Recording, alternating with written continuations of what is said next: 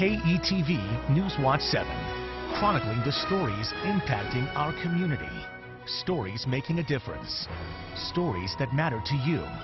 This is KETV Newswatch 7's Chronicle.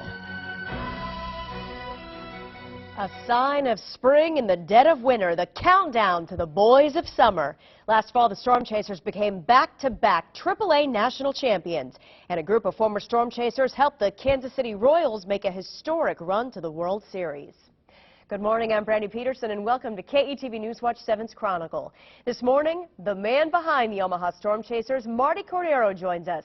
The general manager is giving us his take on their string of successes and how this year's team is shaping up. Plus, a first look at what will be new at Werner Park this season. We have the inside scoop on new attractions and the upcoming All-Star game this summer. And you can't talk about the Storm Chasers without talking about the Royals as well. The dugout stories you haven't heard yet from the man who knows so many of those Royals who became playmakers in the postseason. You know, being in contention for the championship is something the Storm Chasers are getting to know very well. They won their second AAA national championship this past summer, and our camera was there as they captured their second straight Pacific Coast League title. It's a moment the team rated as its top highlight of the 2014 season. So let's take a look back. Winner take all, Game 5 at Werner Park. The Storm Chasers taking on Reno. Bottom of the second, already 2-zip. Omaha adding to it right there. Whit Merrifield with a stop liner to center. Get by the outfielder. Great hustle from Chester Cuthbert. Scoring all the way from first right there. 3-zip Chasers. And that was more than enough for Aaron Brooks, who hurls a complete game shutout. And the celebration is on.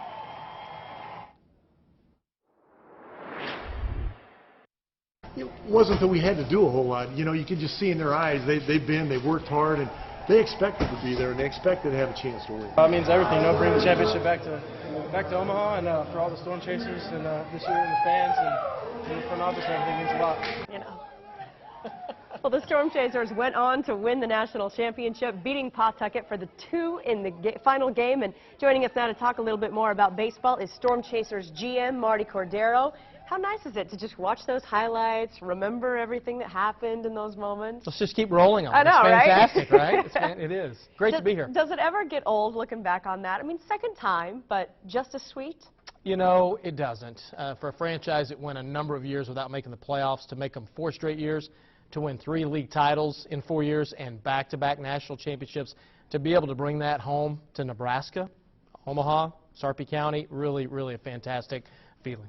Now, I remember when the ballpark was going up, there were some questions about will people go, will the fans support this, and it's turned out to be one of the most loved franchises in the game right now. Is that right? It's been fantastic. Just in 4 years, we've had over 1.8 million fans come out for Storm Chaser games and for special events, which we take a lot of pride in doing things in the community. What is it about this team, these fans? Is it, you know, where it's at? It's kind of in Sarpy County, just outside of the metro, good family group. What is it?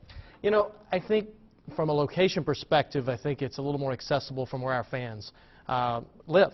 When we were at Rosenblatt, nearly 70% of our fans lived west of 72nd Street. So first off, we moved to where a lot of our fans were from.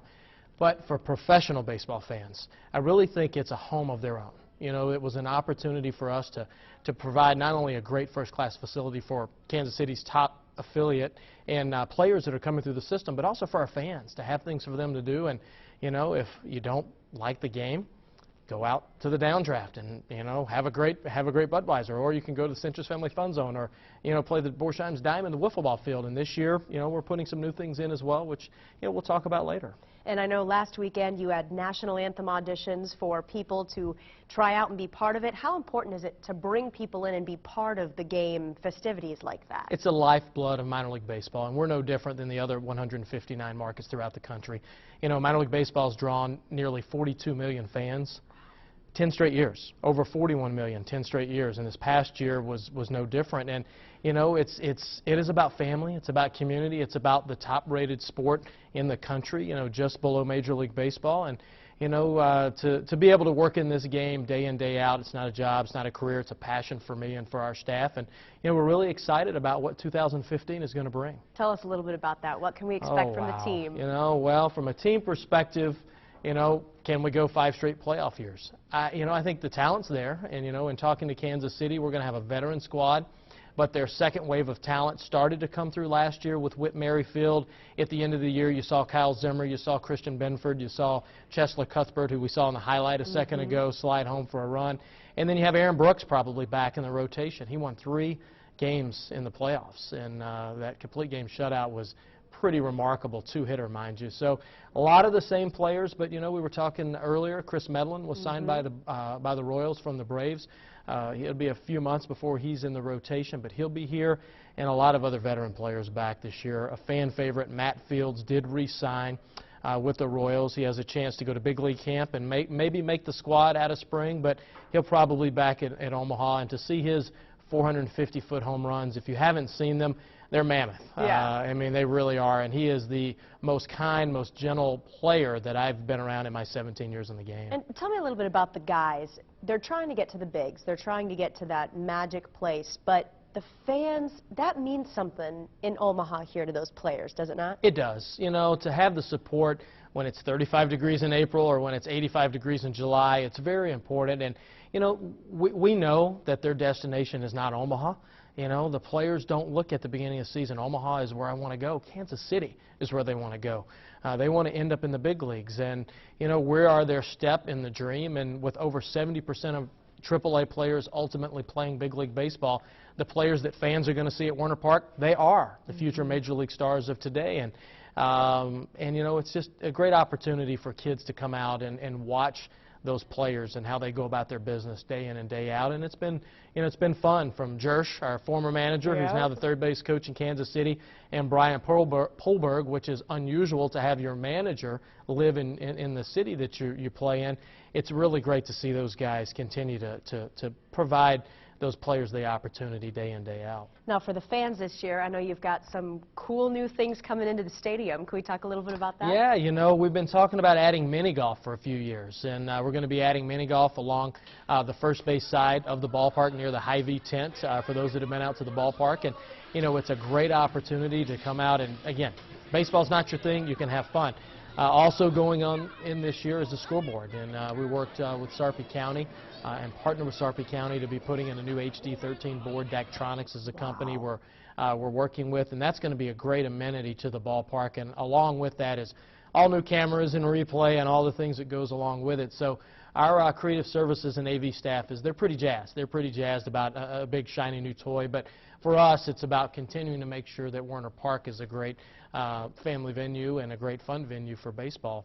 And, you know, you'll see some other new things around the ballpark as well, some other things that we're still in the works, and, you know, always trying to make sure our group and hospitality areas are top-notch in the community as well. And for families, I know a lot of times you see couples or adults at the stadium, but you have the kids areas, if you have little ones, it seems like it's a great place. I know I've taken my kiddos there, and they have just as much fun as Mom does. So. Absolutely. You know, I have an 11-year-old who, I wouldn't say he doesn't care about baseball, but he'd much rather be in the fun zone, or he'd rather be out on the berm, lounging and watching the game. And for my 6-year-old, you know, he likes to sit and watch some ball, and then, you know, he likes to go out and walk around the 360-degree concourse, of which, you know, we have mall walkers at Werner Park. Once the weather warms up, people come out and they'll just walk, you know, and it's a third of a mile around each walk, and it's great to see those type of folks at the ballpark. Wonderful. Well, still to come, a look back at what had to be one of the most exciting Octobers in decades for Omaha Storm Chasers fans and Royals fans. You know the names: Ventura, Moustakas, Hosmer, Kane, Dyson, Gordon. Just keep on listing them, because most of that starting lineup for the defending American League champs all played right here in Omaha. What was it like to see them in Game 7? More of our conversation with Marty Cordero when KETV Newswatch 7's Chronicle continues.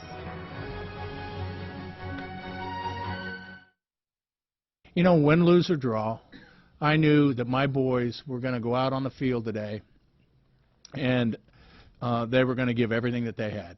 I mean, absolutely everything that they had. They were loose, they were confident, and it was a great game. I mean, it was for them to play on this stage the way that they did this postseason was phenomenal.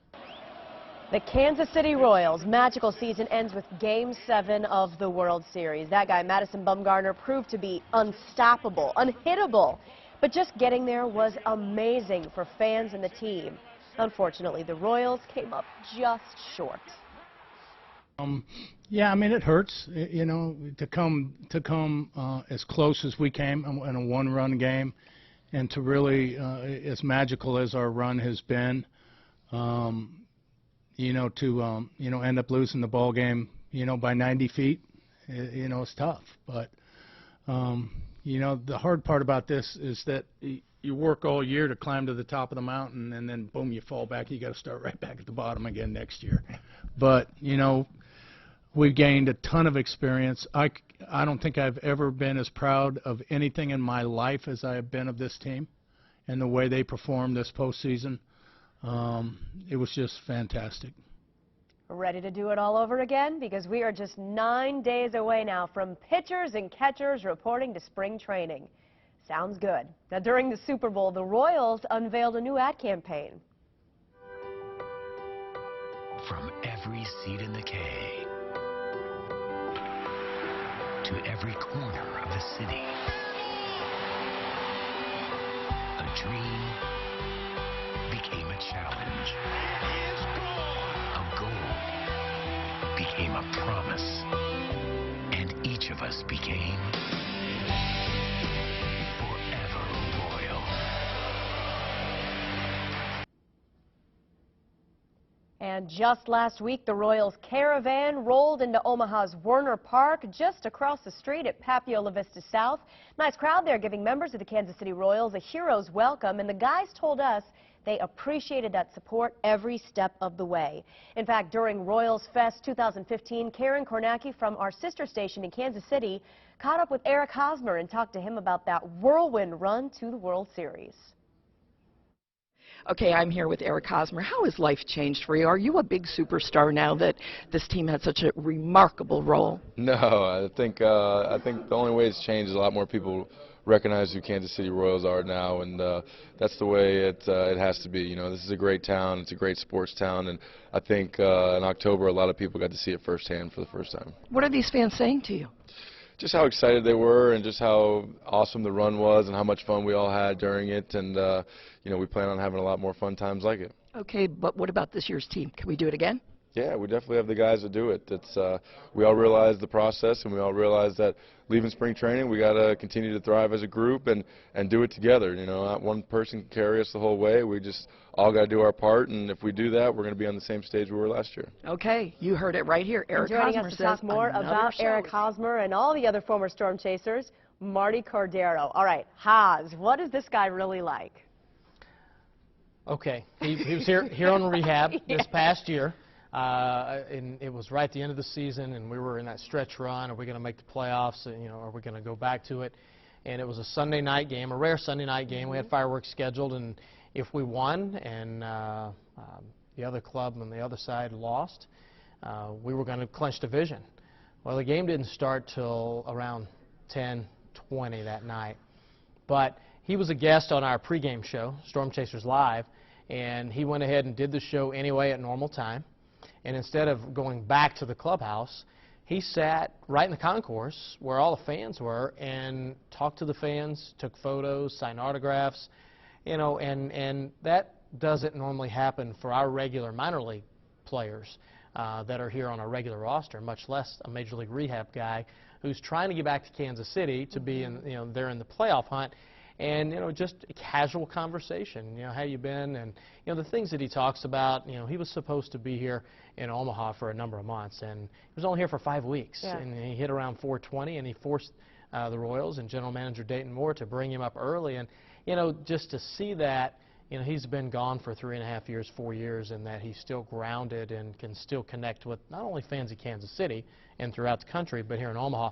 Pretty special. Really is pretty special. And I know here at the station, every night after the Royals would win a game, we'd come in and say, he was a Storm Chaser, he was a Storm Chaser. What was it like for you knowing these guys and they played for your club? Well, we call that Storm Chaser South. That's what we call Kansas City, and it really has turned into that. And, you know, Kansas City is a little different in that not only do they want their players to develop in the farm system, they want to win in the farm system. And Hosmer was part of a group that won 4 out of 5 years, 4 out of 5 straight years. And the only year they didn't win, they lost 3-2 in the league finals in the Carolina League in Wilmington. So, you know, they've been part of winning. And, you know, from a Royals perspective, you know, they're going to continue to have players and you know, it's just so many great guys. Just so many great guys. Mike Moustakas was another one who kind of, I don't want to say came out of nowhere, but especially that game he stole second base. What was your reaction watching that? Yeah, you know, Moose was a player who came here in the middle of 2010. He was part of that first wave when we, in 2010, the end of Rosenblatt, we had Dyson, we had Tim Collins, we had Greg Holland, we had Mike Moustakas. We had a lot of the beginnings of the core. You know, he had a great postseason, and, you know, Moose is a hard-nosed player. Yeah. Watching these games, Marty, you know these guys. I can remember sitting at the station not wanting to go home because they were in the 17th inning or whatever it was to make the playoffs. How did you handle watching that? Were you here? Were you at the games? You know, I was at one of the ALCS games, and then I was fortunate to go to Game 1 and 6 and 7 of the World Series. And it was amazing, and you know, being able to stay grounded because 14 of the players played in Omaha, and we were talking earlier, four of the Giants had played in Omaha as well. So 18 of 50 players you could have watched at some point in time between Werner Park or Rosenblatt over the years. And it was really amazing, but you know, you had a feeling in Game 6 that the Royals were going to get Game 6, and then they did 10-0.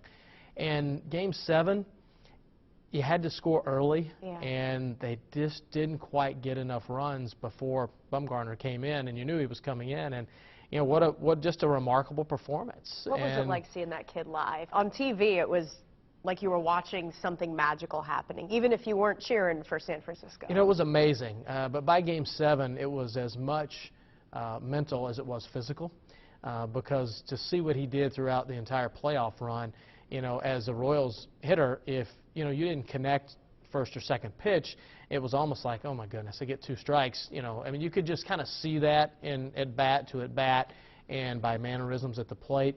But it was remarkable, and it was an all-time run, and you know, we'll see what he does in 2015.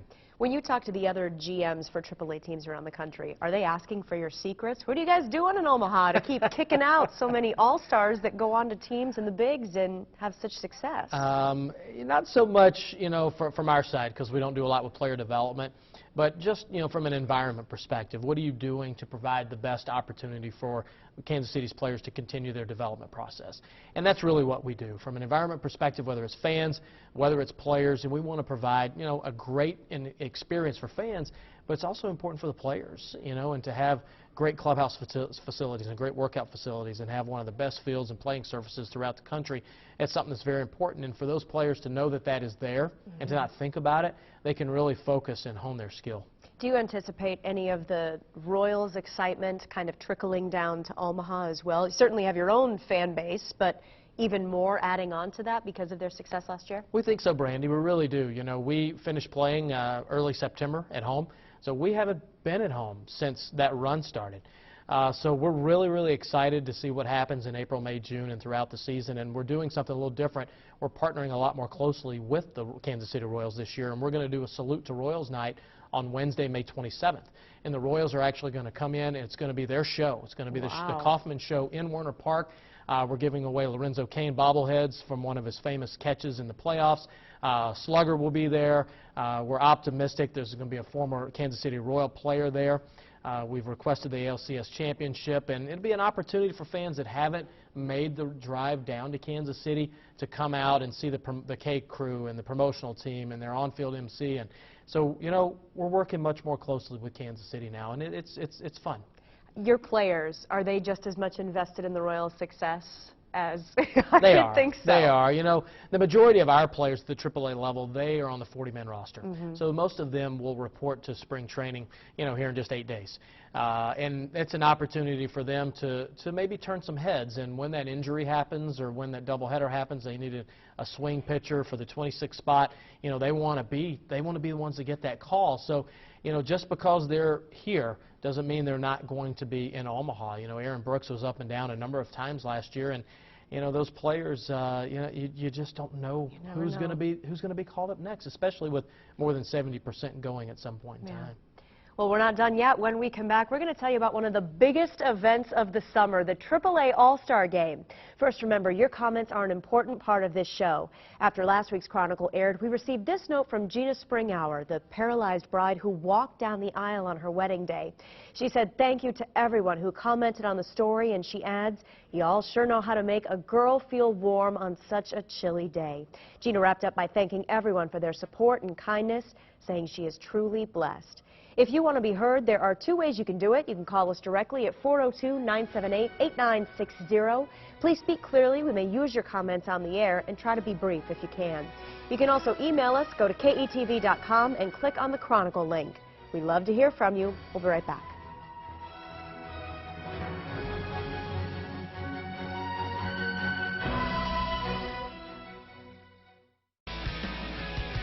Welcome back. You've been watching KETV News Watch 7's Chronicle, and this morning we have been dreaming of spring, talking baseball with Storm Chasers General Manager Marty Cordero. Almost out of time, but we have a really big event we want to talk about. The AAA All-Star Game coming to Werner Park. Seems like the perfect place, the best team in AAA ball hosting it. What is that going to be like for fans this summer? It's going to be great. You know, this game has seen 89 AAA All-Stars go on to be Major League All-Stars. Pedro Martinez, Derek Jeter, Mike Piazza, Alex Gordon, the list goes on and on. So who's going to be here this year that's going to be a Major League All-Star? And, you know, we've got great community support. First National Bank stepped up and is presenting it. And, you know, we're going to be working with KETV from a media perspective. It's going to be Sunday, Monday, Tuesday, Wednesday, July 12th through 15th of fun.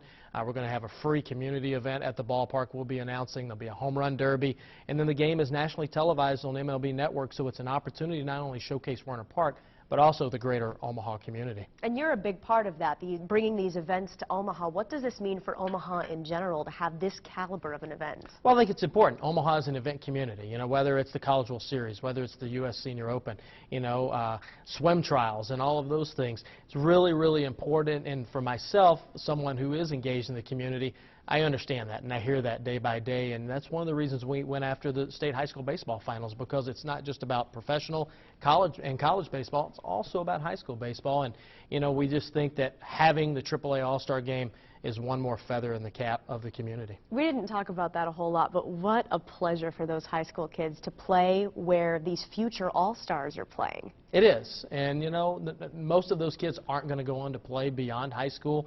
And that's something that's really special to us. We do a number of regular season games as well as the state tournament. And it's a lot more work for our grounds crew and for our ops crew. But, you know, to create those memories, and we're in the memory-making business, whether it's for a fan, a player, or any type of company that comes out to the ballpark. And it's just another way that we're able to do that. And as we close out here, what would you like to tell fans, whether they come to Werner Park every time you guys are open or they've never been there before? What would you like to say? Just try us.